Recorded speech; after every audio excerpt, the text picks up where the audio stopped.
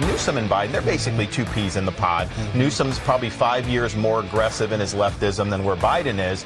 But a second term for any of these people, you would see the Californication of the United States. That'd be a disaster. The Californication. That's a song, I think, isn't it? I won't sing it while there's other music playing, for everyone's benefit. We'll play a little Jimi Hendrix instead. I have breaking news to share with you. And I have more news that's not as breaking, but, probably should be broken.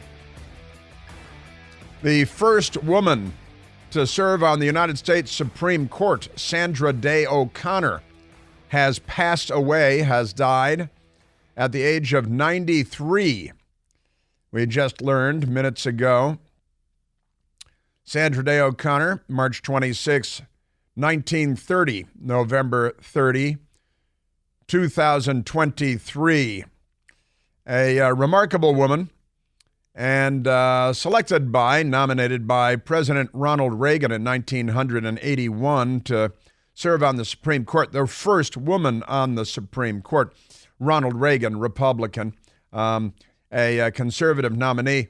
And now the news media is going to have to catch their breath, smearing Henry Kissinger as they've been doing. Now they're going to have to turn their ire, their acidic attack will now direct itself at Sandra Day O'Connor because, they don't like her because Ronald Reagan was on our side and they're not on our side. And she was a great and amazing woman, remarkable. She served as an Arizona state senator, 1969 to 1974. She became the Senate majority leader in the state Senate there.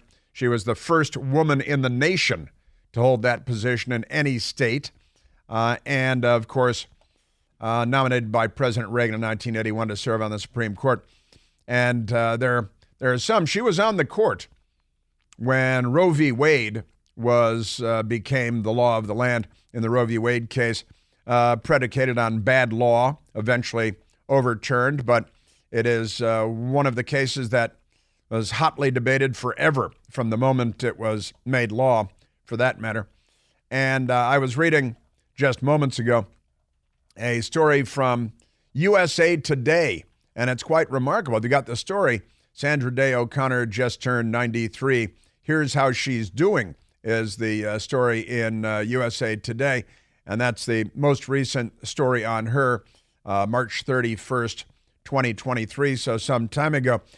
And I thought this was remarkable because I read the story, and nowhere in the story itself does it say that she was the first woman to serve on the United States Supreme Court. Just fascinating. Said she is the first in the country to serve as state Senate majority leader, but doesn't say she was the first. And I also thought it was fascinating reading this story that they did not mention Ronald Reagan. They did only in the caption of a photo, but nowhere in the body of the story did they mention that she was nominated to be the first woman to serve on the U.S. Supreme Court by Ronald Reagan. That's interestingly left out of the profile they did on her months ago. Kind of peculiar. But now Sandra Day O'Connor had been dealing with Alzheimer's, and she has passed away. Godspeed at the age of 93, Sandra Day O'Connor. An amazing life. She also, I found a piece right away where she was being attacked in the news media, CNN in particular. This is from May of 2023, earlier this year. New documents, they had new documents in 2023, 23 years later, show how Sandra Day O'Connor helped George W. Bush win the 2000 election. They got new documents. They had never before seen documents. And she was on the Supreme Court, and they stopped the endless recount in only Democrat-dominated counties in Florida because the Democrats were going to count until they won. That's the idea. You count until you win. It's not what is it? It's not who votes that counts. It's who counts the votes. I think that was another Joseph Stalinism. But the Democrats were planning on recounting in 2000 until they won, and then they would stop. That was their plan, because they're all criminals. Not all of them, but I think about half of them have carjacked people in Washington, D.C. So Sandra Day O'Connor, 93 years old, Godspeed. And Henry Kissinger, just taking a breath from Henry Kissinger, and now Sandra Day O'Connor. Remarkable. God bless her. A great life, an amazing life, an extraordinary American life. A journey. They always say journey at times like this, right? It's a little canned. Extraordinary. Now, there are a couple of, since I just mentioned Henry Kissinger, there's another it's kind of an amusing story, actually. Henry Kissinger lived to be 100 years old, of course. And here's an item. Henry Kissinger didn't just outlive the guy who wrote his obituary for the Financial Times. He outlived the guy who wrote the obituary for the guy that wrote his obituary. Now, that's a good long life, I think, isn't it? Sort of amazing. Yes, it is. Financial Times have had Henry Kissinger's obituary prepared for so long. How long was it prepared? Henry Kissinger's obituary had been prepared for so long that the people that wrote the obituary died in 1999. And then when the guy that wrote the obituary in 1999 died, they had somebody write his obituary. And the guy that wrote that obituary is now also dead. Henry Kissinger outlived them both. That's just kind of a wackadoodle-doo story, isn't it? I'm telling you. That's wacky. Yeah. Hugh O'Shaughnessy, the journalist that wrote the obituary, died. And then the man that wrote the obituary for Hugh O'Shaughnessy, who wrote the Henry Kissinger obituary, he died. And Henry Kissinger was, still having cocktails. Outlived them all, 100 years. That's quite remarkable. Yes, it is. I'm telling you something. Also, a fun story in Pajamas Media, PJ Media, that Michael Piercy spotted this morning. And, for years and years, I've been protesting, I think might be an accurate word, the fact that the news media in the United States of America has labeled the Democrat Party blue and the Republican Party red, when everybody in the world knows that red is the color of communists and leftists. And the American Democrat Party has never been as far left as the American Democrat Party is today. They are, I think, to the left of Putin. I just read today on ABC and the Associated Press that Putin is conservative and is increasingly conservative. He's a communist. You can't be any farther left than being a communist, right? But never mind that. Lifelong communist, misses the Soviet Union, wants to reestablish it. Greatest tragedy of the 20th century, he says, the collapse of the Soviet Union. So in any case, red is obviously the color of the left. It is in every country in the world, except the United States of America. And I've been pointing this out for many, many years now, because here's the reality, and I've talked about this many times. The news media, way back, even going back to black and white TVs, when TVs first went color TV, what the network news organizations did is this, say, 1964, the Republican Party, and I'm not sure which was which in 1964, but the news media decided the Republican Party would be red states and the Democrat Party would be blue states. But then in 1968, they swapped them. And the Republicans would be blue states and the Democrats would be red states on their maps on TV and on their graphics in the newspapers, right? And then Tim Russert was at NBC News, the 1990s, and they decided, let's stop switching the colors back and forth every 4 years. It's much too confusing. And since they're all Democrats there, Tim Russert, who was a good guy, I used to see him at a neighborhood bar and Cafe Deluxe and hang out with him, and he'd drink beer. And he was a pretty normal person. People liked Tim Russert. He was not. Now, he was a former Democrat Party Capitol Hill staffer, like Jake Tapper and so many others, and George Stephanopoulos, so many other big-time network news anchors and journalists, But in any case, the Tim Russert gang, they decided, and NBC, and they all got together and said, let's stop switching the colors back and forth. Let's just settle on it and be done with it. And, true blue, left-wing Democrats, we get blue because we get to decide. And, red has a negative connotation. blue has a warm and positive connotation, right? And they said, and we'll make the Republican Party red, and then we'll stop switching. It was like musical chairs, right? And because they had the power to corrupt the process, they chose blue, and they gave the Republican Party red. And I've talked about this many times over the years.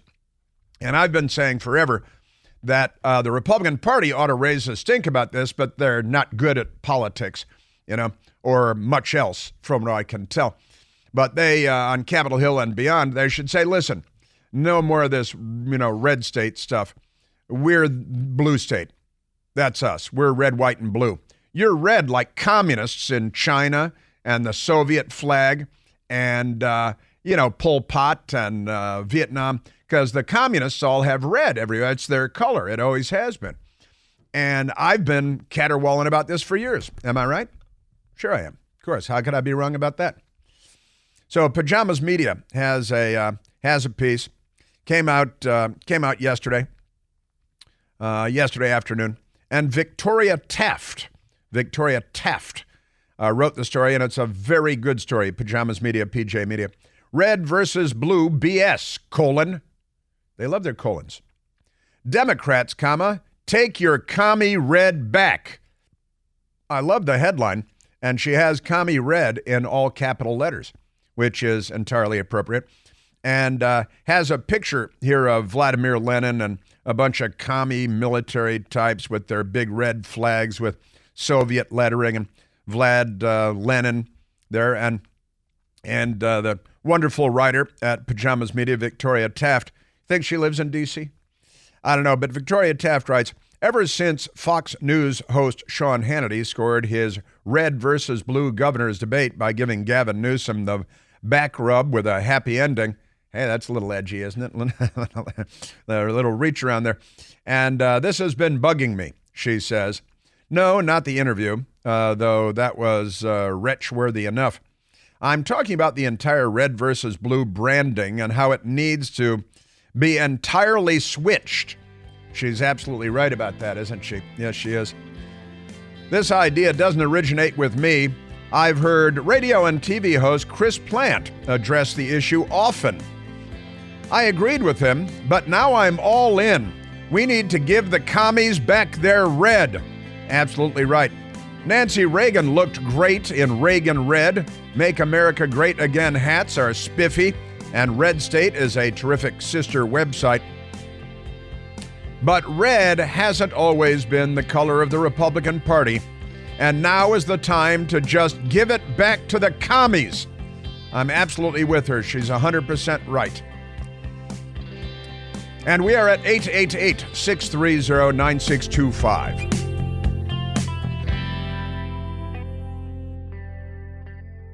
Hey, it's Chris Plant, excited to tell you about our July 2024 Listener Sea Cruise. We'll be sailing around the British Isles, visiting Scotland and Ireland. Please join us. Visit ChrisPlantCruise.com.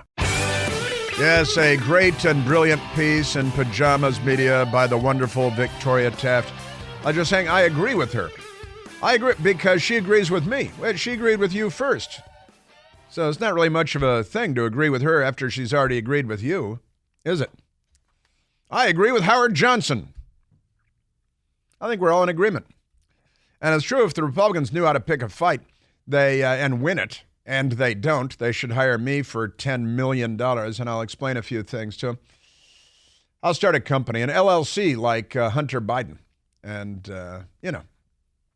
I'll explain to the Republicans. Also, change the name of the racist Senate office building, named for racist Democrat segregationist racist Democrat from Georgia, Richard Russell, who was a racist segregationist Democrat. And they named the Senate office building for him because all the Democrats voted to name it for their racist segregationist senator.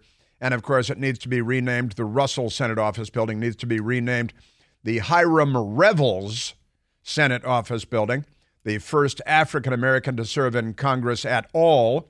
And it was in the United States Senate.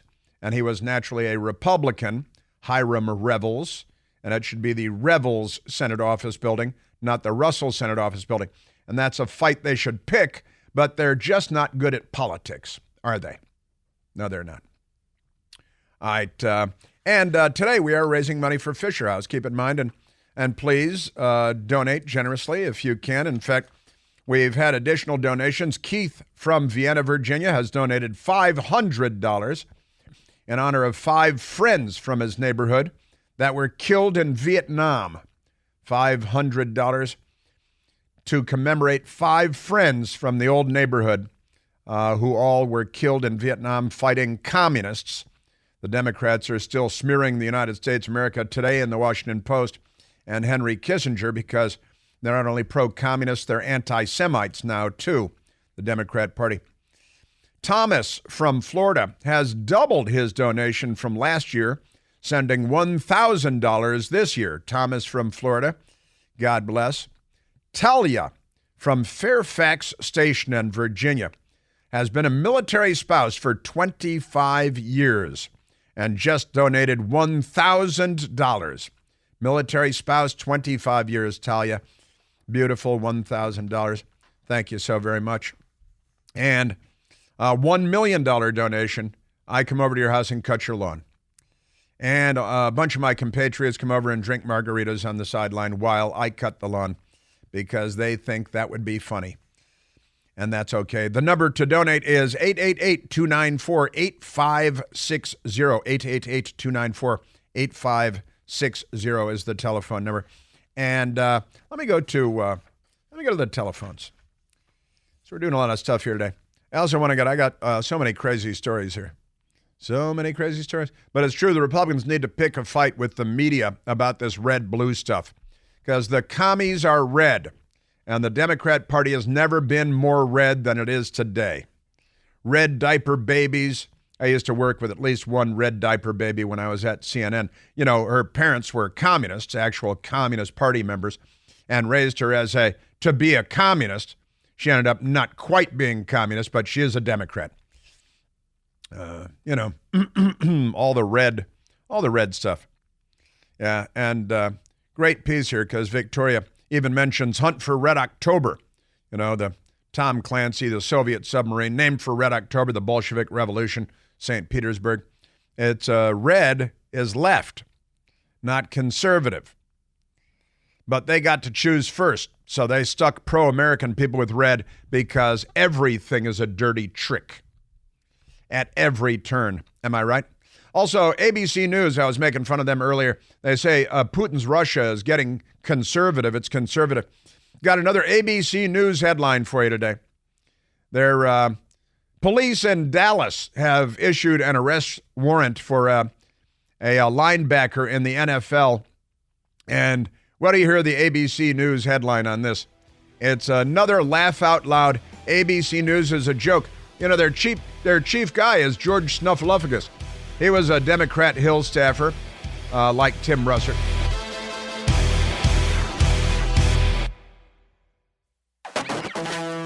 Little Hendrix before, now a little Led Zeppelin to get into your brain for the day.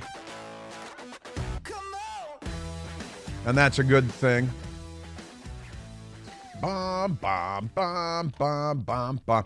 Yeah, so ABC News went with a story today from the Associated Press that claims that Putin's Russia is becoming conservative, it's an increasingly conservative country run by communists, right?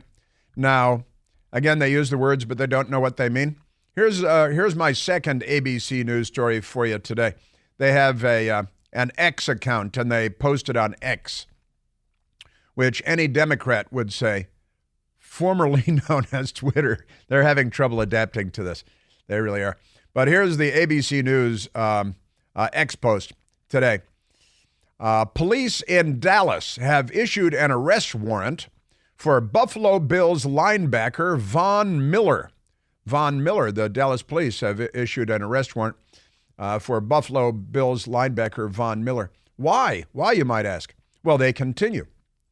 For allegedly assaulting a pregnant person. A pregnant person? I need to know more. Is that, who was the media people it was the Voice of America yesterday that have said, don't call Hamas terrorists. Don't use the word terrorist when you're talking about Hamas just because they're kidnapping babies and killing them and branding teenagers that they've kidnapped and murdering and torturing and mutilating. Never mind that. Don't call them terrorists. And at ABC News, apparently their style guide, news organizations have a style guide, or they go with the Associated Press style guide. At the Voice of America, taxpayer-funded, suckling on the taxpayer teat. Don't call terrorists terrorists because it might hurt their feelings. Then they'll kidnap your babies and kill them over time. But the pregnant person is in question. I was talking about this with my best girl this morning, right? And because we're going through the news and we're laughing at all the stupid people. And and the pregnant person, I said, I think I might not feel as bad if Von Miller had assaulted a pregnant man, because then at least it would be a man. And I think it would be worse if Buffalo Bills NFL linebacker named Von Miller assaulted a pregnant woman. I think that would be worse than assaulting a pregnant man. Do you think that's fair? I think that's fair. Because for a man to assault a man, that's one thing. It could be a fight. We don't know. You need to have more information. Was it a pregnant man who could defend himself? But this pregnant person, I'm guessing, was probably a woman, and that makes it worse. But ABC News doesn't say assaulting a pregnant woman, which is obviously the case. Either that or they're bringing us to another level of delusion.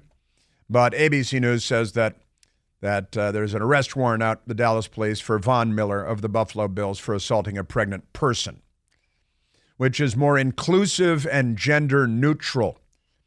And I'm not kidding. That's what the National Institutes of Health say, the U.S. government. Inclusive and gender neutral language, right? Both pregnant women and pregnant people are acceptable phrases, according to the U.S. government. And ABC News are a gang of bootlicks for the U.S. government, especially when left-wing radical Democrats are in charge, whose color really ought to be red and not blue. You see where I'm going. All right, let's go to the telephone. Oh, wait, before we go, I want to say this also because we're raising money for Fisher House today and asking people to contribute money.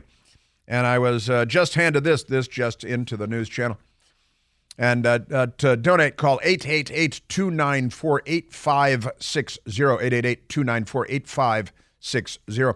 But we just got a donation. I grew up on the North Shore of Chicago mostly, and a little bit of Pelham, New York, and a little bit of Shorewood, Milwaukee, but mostly the North Shore of Chicago. James from Evanston, Illinois, donating $1,000.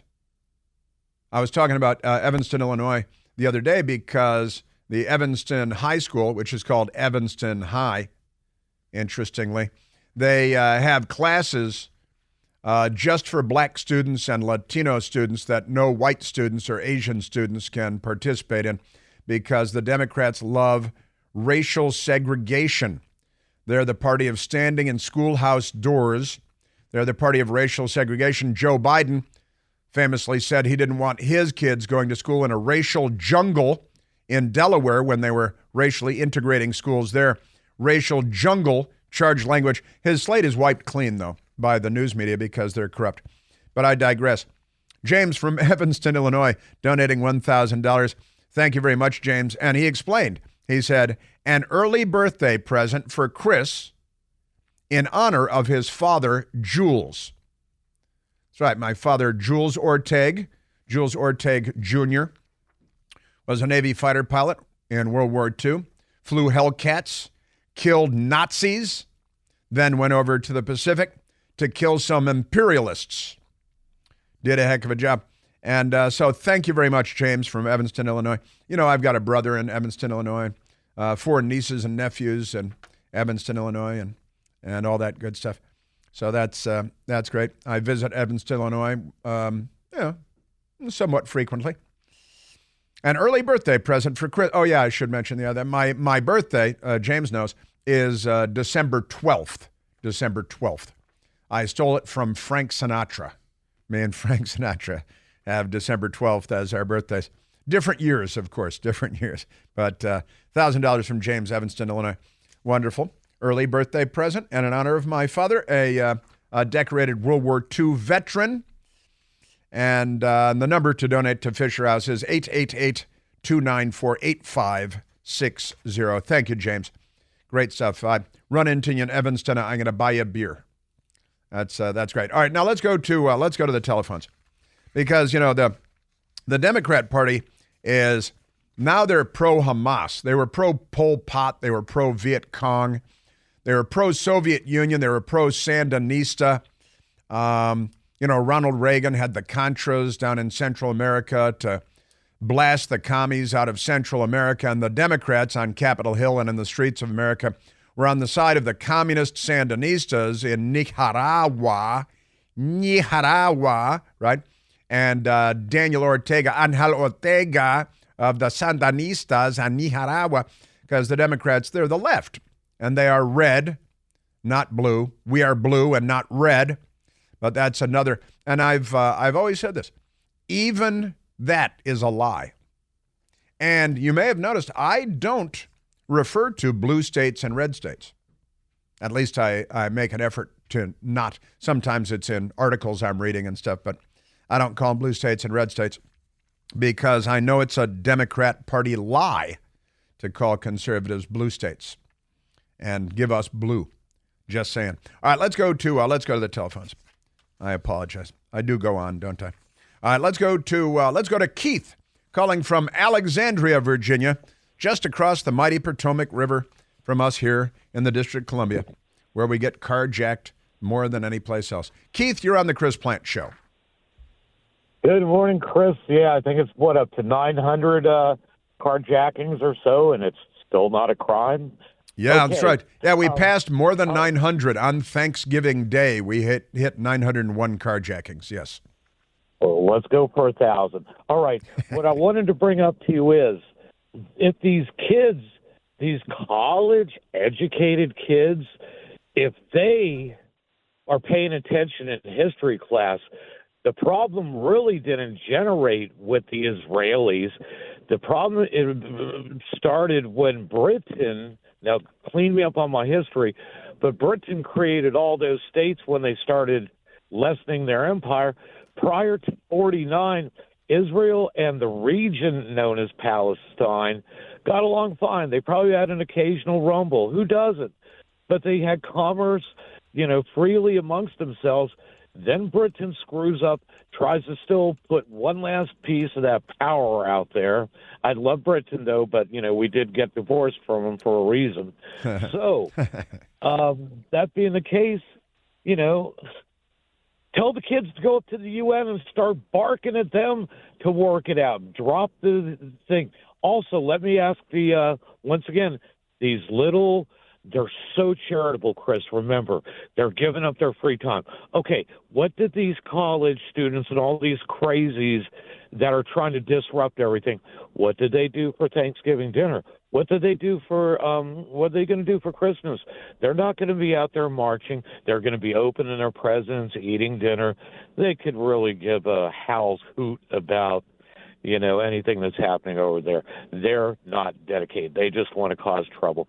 Thank you for your time, Chris. You are a great American. Thank you, Keith. Fun call. That's all right. Yeah. No, it's true. The history is lost on these people. And, the Poison Ivy League, mal-educates great numbers of people that very often go into Democrat Party politics and very often go into media. There was a video made in New York City yesterday, perhaps you've heard of it, where a lot of pro-Hamas Democrats have been marching in the streets and chanting from the river to the sea, which is, of course, the mantra of Hamas. Hamas is completely dedicated to the total destruction of the state of Israel and the extermination of the Jewish people. They want to kill them all. They violated the ceasefire yesterday, firing at least one missile into Israel in the hope of killing some women and children, all civilians they really hope to kill. And also 2 Palestinian men showed up at a bus stop in Jerusalem yesterday with firearms, and they mowed down, 19 people, killing 3, injuring 16 the last time that I looked. They were concerned that more very seriously wounded might die from their gunshot wounds. The news media is not paying any attention to it, but completely ridiculous. Now, and also Cobble Kirby yesterday, he had some ridiculous stuff. Now, this I just want to share with you, Keith, because you're talking about the history of the region. Here's a Democrat woman in New York yesterday. She's out there with a 5-foot Palestinian flag on a big stick. It's the Hamas flag. And she had flyers in her hand, or a flyer, anti-Israel, pro-terrorist flyers in her hand. And she's a liberal Democrat woman, and she's marching in the street. And a man stopped to ask her a question, and she demonstrated her profound ignorance. From the nation to the sea, Palestine will be free. From the nation to the sea? No, from the mountains to the sea. From the mountains to the sea? That's what we want. From the mountains to the sea? Yeah. Which mountains? She doesn't know. You don't know, eh? A normal man passing by. You idiot. A normal man passing by this idiot Democrat woman in New York City with her giant Palestinian flag on a big flagpole and her flyers. And she's trying to chant for Hamas from the nation to the sea. She doesn't even know her hate speech. From the mountains to the sea. Really? What mountains? The mountains. No, it's from the Jordan River, the River Jordan. From the river to the sea. That's why it's about wiping out the state of Israel. If you're going to be an anti-Semite, try not to be an idiot at the same time. He called her a bleeping idiot. Kind of like use that Elon Musk word. The Washington Post very upset about Elon Musk using a curse word too. They would never do that at the Washington Post. That's great stuff. Yeah. And also Cobble Kirby yesterday was asked. He was asked about whether the gunning down of 19 people at a bus stop might have violated the ceasefire. You're never going to believe what Cobble Kirby said in response to that question.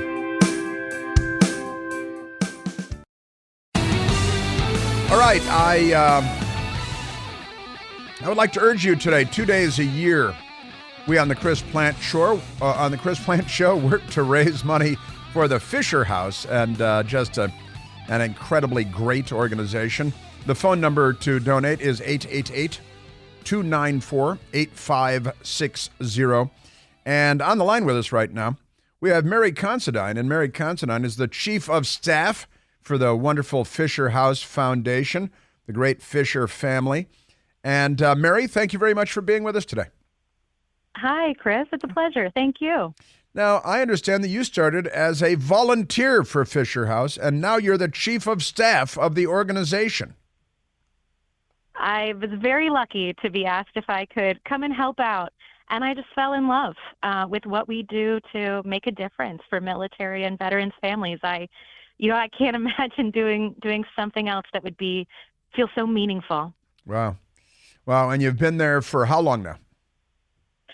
20 years, to see the foundation grow. And but I tell you, it's all about the little stories that you get from being inside a Fisher House. It's meeting the families, understanding what they go through, and knowing that you're a part of a solution for, a crisis that they did not expect to ever happen.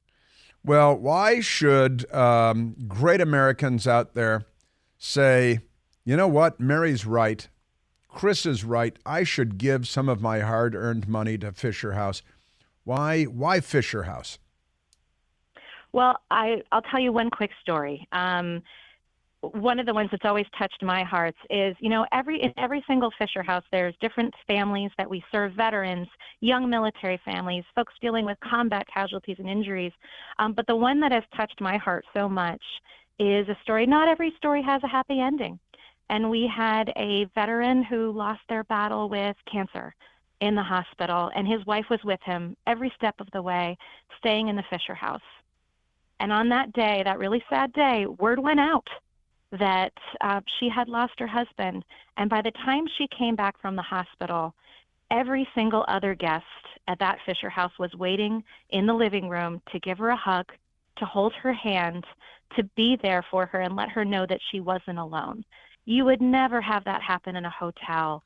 The families would be by themselves. And when you make a Fisher House possible at a VA hospital or a military hospital, that's what you're doing for these American heroes. You're telling them that they're not alone, that we're here to care for them and be there for them in their time of need. That is an extraordinary story. And, another reality, I know I've been to the Fisher houses here at Christmas time, which is just around the corner now. The Fisher houses at Christmas time are extraordinary. They're just, we're already into December, of course. And it's enough. I mean, it's enough to bring tears to your eyes just walking into a Fisher house at Christmas time. And all the people in the large kitchens and the shared kitchen facilities where people gather together, and you may be all by yourself and at the Fisher House from time zones away, but you've got a built-in support network every time you go to get something to eat in the kitchen, and at Christmas time and the holiday season, Hanukkah time. It's extraordinary what Fisher houses do to make people feel at home and deal with the difficulties that they're facing. An extraordinary Absolutely. Organization. Absolutely. We call it a home away from home. That's our tagline for Fisher House. And so, when it comes to having to spend your holiday, your Christmas far away from home, managers have made it possible for little kids to celebrate their birthdays while they're in a Fisher House, supporting mom and dad, or maybe the grandparent who might be in the hospital. They make it special, and it's not just the other families, it's not just the Fisher House staff. The community, volunteers come in and say, what can I do? Is it gift cards? Is it cooking a meal? Is it a donation to make sure that Fisher House feels like home? Whatever it takes, a Fisher House is really an opportunity for the American public to wrap their arms around these military families, these veterans families, and say, we're here for you. What can I do? Yeah, just wonderful, and very well told, Mary Considine. Thank you very much for being with us. I appreciate it very much, and a wonderful, wonderful organization. Please call 888-294-8560 to donate generously as you can. Make it $10 if that's what you can give. God bless you, and God bless America.